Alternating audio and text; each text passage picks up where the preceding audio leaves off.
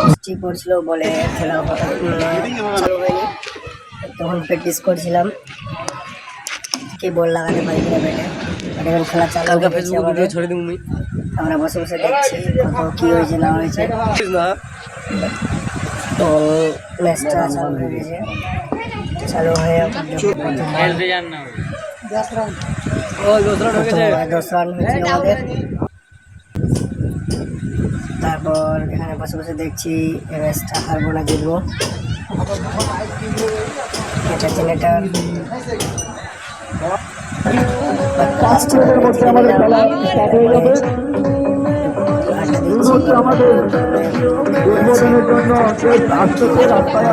এখন যা গরম উপভোগ করেছেন বন্ধুরা। এইদিকে দাদা, এইদিকে